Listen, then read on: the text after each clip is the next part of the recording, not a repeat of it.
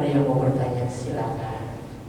Baik, setelah kita mendengarkan kajian siang ini dengan bahasan ciri-ciri orang yang diagnosis, silakan kepada Bapak Ibu yang mau menambahkan atau bertanya.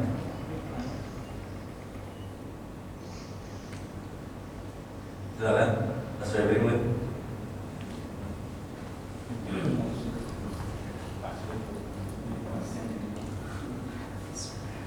Assalamualaikum warahmatullahi Assalamualaikum. Tadi tertarik penjelasan yang terkait meruqyah. Kalau kita meruqyah dengan cara air itu kita tiup, apakah boleh ditiup? Ini kan sudah bacaan berat, air bersih, ringkas 3 kali, terus itu boleh. Kalau kita tiup itu kan makanan atau kurang bisa dijelaskan. Assalamualaikum. Para ulama, ijma ulama, ya jumhur ulama mengatakan boleh meruqyah dengan media air. Ya. Lalu bagaimana kalau untuk mandi, untuk meruqyah toklok sudah maklum ya, nggak masalah. Lalu bagaimana untuk air yang digunakan untuk diminum? Hukumnya boleh, cuman hanya sekedar aja. Tiupan yang halus tanpa mengeluarkan air, ya, tiupan yang halus. Ya, riset di Jepang, ternyata air yang dibacakan sesuatu itu berpengaruh banget dengan kondisi airnya. Ya, kalau air dibacakan sampai disampaikan air, ya. Apalagi yang dibacakan ayat Quran, ayat suci Al-Quran. Ini secara riset di Jepang, ini pengaruhnya luar biasa. Dia menjadikan molekulnya menjadi molekul yang berheksagonal, sama hampir dengan heksagonalnya air zam-zam yang bisa mengobati. Ya, berarti sangat pengaruh. Jadi air kita bacakan itu sangat besar pengaruhnya luar biasa. Makanya, ya kalau untuk meruqyah rumah, toko atau buat mandi bisa dicampur dengan garam, karena ternyata garam itu merekam, ya bisa merekam, makanya bisa dipakai oleh media-media mereka ya, dukun-dukun. Karena kita dibaca itu garamnya dibaca itu kayak rekaman terus diulang-ulang gitu. Kalau taruh di air itu akan terus merekam, makanya kadang kita taruh buat semprot di depan ya, kita semprot. Kalau buat yang di rumah ya dengan air mineral ya, yang ujungnya dibolongin dengan paku ya, semprot agak lebih, atau dengan kasih spray misalnya. Nah, kalau buat minum ya dengan tiupan yang halus, dan itu luar biasa pengaruh. Makanya kadang-kadang di beberapa daerah kampung-kampung itu pas nisfu Sa'ban ya kan, ada itu ya bawa air kumpul itu ya, ada yang bawa mineral gede, ada yang galon di bawah gitu kan, nggak tanggung gitu. Itu nggak orangnya ya. Saya pernah meruqyah orang Pak waktu di Serang Banten itu kan, karena luas banget 5 hektar. Ya, ya bengkel mobilnya 5 hektar, luas banget. Saya nggak mungkin atu-atu. Torannya saya ruqyah. Ya saya ruqyah udah jadi semprotin airnya gitu. Itu boleh diperbolehkan, cuma untuk air yang diminum khusus tanpa mengeluarkan air, tanpa mengeluarkan air bedanya. Hanya ya, ini khusus untuk mengobati, beda dengan minum dalam sehari-hari ya, karena air yang kita baca itu mengandung air bacaan yang khusus untuk mengobati. Kalau sehari nggak boleh, makruh hukumnya meniup air ya kan, tanpa ada bacaan kan, karena ini kita bacakan misalnya sebagai media untuk pengobatan. Wallahu a'lam bishawab. Assalamualaikum Ustaz. Mau tanya, kalau ilmu kebatinan atau ilmu kebal itu termasuk pakai jin juga atau enggak? Iya. Terima kasih. Terima kasih. Iya. Maksudnya bagus banget ya. Jadi ilmu kebal apakah ini pakai media jin? Betul jawabannya.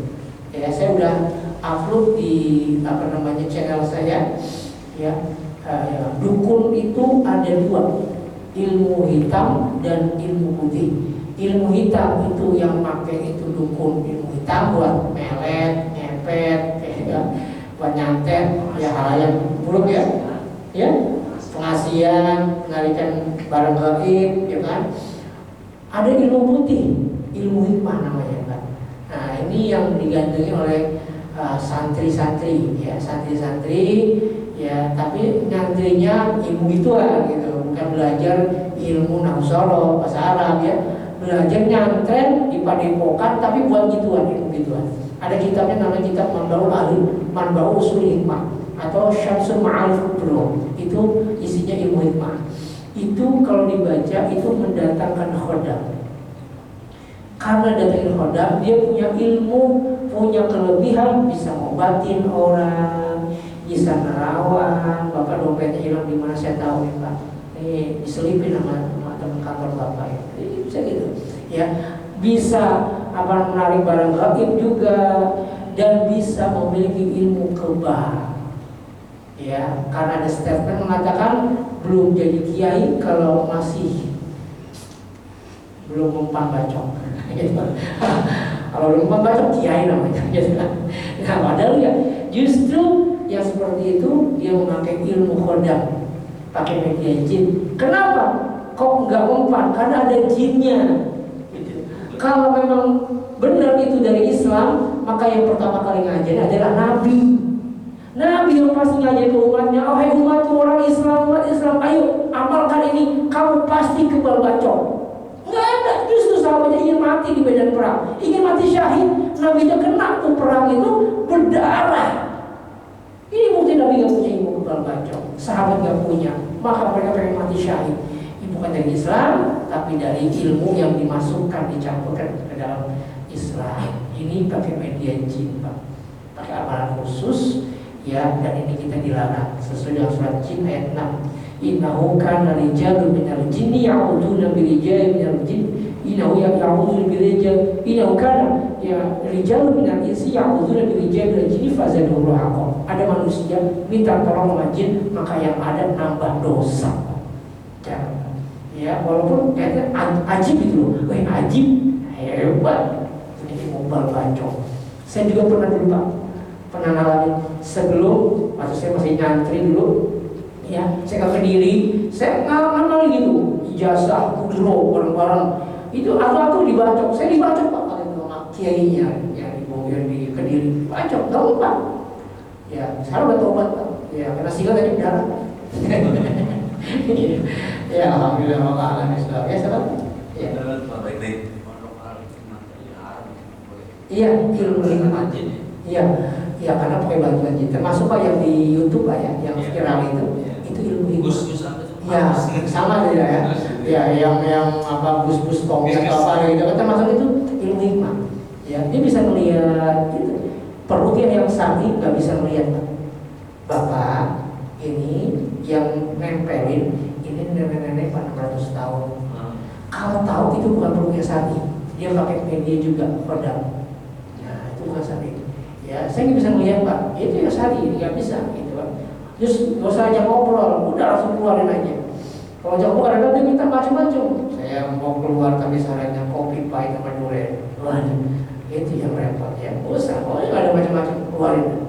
Jangan takut dengan bacaan Quran. Dan kalau misalkan dia merasa nggak mempan, itu sebetulnya dia lagi merasa kesakitan. Saya pernah tuh ya saya lupa daerah mana, di Depok, yang perawan yang mau nikah, ya begitu dibacakan, wow, diketawa, wah. Jadi pertama saya rupiah nggak ngefek. Begitu saya baca ayat tertentu as-sufat itu kan, akhir ayat Baqarah itu, mana Rasulullah ada boleh dibaca dari. Jadi baca itu, langsung ketawa. Nah, kalau dia ketawa itu tanda dari kesakitan.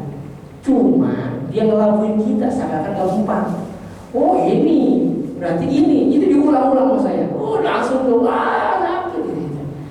Dan mereka suka ngelakuin. Ya, nah ini ilmu hikmah, ilmu sebetulnya nggak boleh kita dalamin karena itu bertransaksi dengan khodam. Khodam itu jin, bukan malaikat. Jangan dikelabui Pak. Saya udah alami, saya udah jalan, saya udah dalamin soalnya. Walaupun mohon maaf ya, kiainya bilang ini malaikat, bukan Pak. Nggak ada malaikat yang namanya Mikhail, namanya Mikhail, nggak ada. Ada Mikail, ya ada juga Michael. Bukan itu namanya jin Pak. Jin, semua nama jin semua, nggak ada malaikat. Dan malaikat hanya mau diberitakan Allah, bukan manusia. Itu ada khodam jin yang bisa bekerja sama dengan manusia. Wallahu a'lam bishawab. Ya, ya salah. Ya ini sebenarnya kan perantara awal tadi. Manusia bisa berukia dan pada saat itu dia bisa hidup. Tapi kadang begitu dia pulang akan begitu lagi. Ya, jadi intinya sebenarnya yang bisa menjaga itu orang itu sendiri terhadap gangguan itu seperti tadi ya kan. Nah, bagaimana dengan orang yang memang awalnya punya perasaan seperti itu saja, gampang rasanya lemah. Bisa orang perempuan kalau orang naik kan jarang. Orang seperti ini yang gampang godaan jin. Itu tuh ada pendek itu gimana kalau di rumah sendiri seperti itu.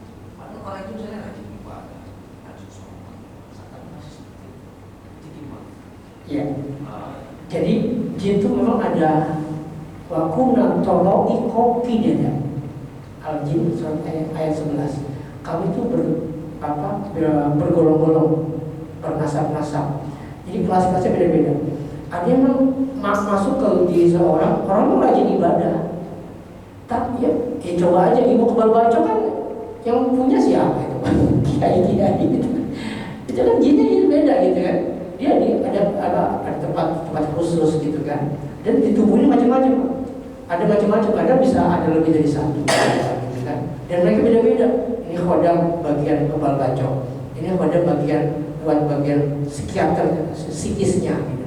Nah, jadi pengalaman saya yang merujuk itu, ya ini dengan izin Allah ya, alhamdulillah sih ada yang memang kebanyakan itu ya, hampir 90% itu nggak balik lagi. Walaupun ada yang 10%, itu dua faktor. Pertama, dia kena sihir. Sihir itu udah diruqyah hilang, tapi yang mengirim lagi gitu. Ya, ini yang pertama, sihir. Yang kedua, karena dia tidak memprotek diri, masih malas ibadah, nggak baca zikir pagi, zikir petang. Saya pesan oleh Bapak memprotek diri kita setiap ba'da sholat subuh dan ba'da sholat asar. Jangan pernah ninggalin Al-Ikhlas 3 kali, Al-Falaq 3 kali, An-Nas 3 kali. Ini kata Nabi, kalau dibaca setiap pagi dan petang, ya maka Allah akan memprotek sampai sore hari. Dibaca sore, Allah akan memprotek sampai siang hari, ya sampai pagi hari. Ya, Al-Ikhlas 3 kali, Al-Falaq 3 kali, An-Nas 3 kali.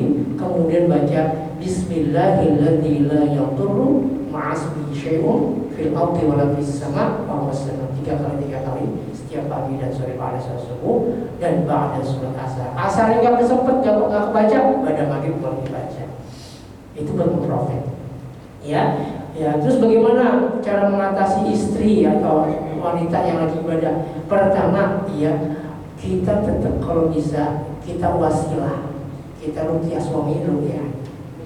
Ya, di bagian was-was bagian sini. Ya, walaupun dia tidak mengalami, tidak dalam badan sakit.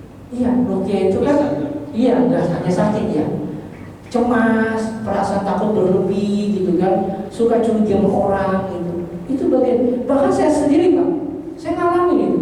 Kalau lagi malas banget baca Quran gitu kan, saya baca Quran biasanya kalau baca Al-Quran berat banget. Saya baca murojaah gitu kan, kok pas baca berat banget. Nggak beres, saya pegang di daerah sini, saya pegang baca ini. Yang simpel aja, Al-Fatihah, Al-Ikhlas, Al-Falaq, An-Nas, Al-Kursi itu baca begini. Diputar berlawanan dengan arah, berlawanan dengan jam, kayak orang tawaf. Itu mengeluarkan. Makanya kenapa tawaf air zamnya nggak bisa habis? Karena berlawanan dengan arah jam. Makanya keluar airnya keluar itu zam-zam nggak pernah habis. Selama ada yang tawaf, selama itu pun azabnya nggak pernah habis. Walaupun diambil jutaan orang loh Pak, setiap hari loh. Setahun sekali lebih besar lagi, nggak pernah habis. Ya, berlawan dengan jam. Berarti kalau arah jam ke sini, berarti berlawan ke sini. Dari kelingking ke jempol. Ya, kelingking ke jempol. Kanan ini. Nah, Allah alam bisawab. Ya. Insyaallah. Baik, kita yang lain, Pak Arif mau bertanya. Kalau orang non muslim gimana ya? Kalau Iya. jin dan sejenis sehat tadi itu. Iya, sama. Gimana? Iya, sama. Dibacakan juga. Nah, sama pengaruhnya juga sama, ya dibacakan dengan ayat ruqyah itu kalau bukan dia mengalami gangguan yang tadi disampaikan. Gitu. Mungkin bukan boleh kita punya orang kafir. Apa ruqyah gitu kan? Kan mendoakan membaca ayat-ayat Quran itu kan bagian daripada terapi gitu kan. Dan kita doakan pula dapat hidayah. Siapa tahu ini ya terhijab sama jinnya gitu loh. Dia nggak percaya banget sama Quran, bahkan benci banget sama Islamophobia. Bisa jadi itu gangguan jin juga gitu kan. Bisa kita doain semoga dapat hidayah. Yang kita nggak boleh doain pengampunan, nggak boleh, keselamatan, pengampunan keselamatan. Ya, waalaikumsalam tuh boleh. Ya, kalau dia assalamualaikum, jawabnya waalaikum aja. Kata salam. Iya. Lalu kalau saya sebagai YouTube tuh ya, misalkan di negara mana gitu ya, ada yang kesurupan gitu ya. Terus sama kepala agamanya di mungkin ya, Ya. dijinakan lah itu, tapi bisa sembuh gitu, itu gimana? Itu gimana? Iya, jadi ada yang saya katakan, dia orang itu sudah mendalami ilmu dukun putih. Ada yang dukun hitam dan dukun putih. Dia juga punya jin dia yang mengeluarin gitu. Makanya kadang-kadang cuma dioles doang, set, gitu doang. Dipegang doang, hilang tuh serupannya. Ya karena dia jinnya dia tuh menarik gitu. Padahal saya ruqyah itu palingnya setengah jam paling. Baca di Al-Fatihah, sampai berapa ayat saya baca, Al-Arafnya, surat Yunusnya, udah As-Saffat, banyak itu. Setengah jam untuk ruqyah yang masri yang cantik gitu. Dan kalau cuma gini doang, set, asal hilang sadar. Dia sudah punya jin namanya ya Irfadam, yaitu dia sudah punya ilmu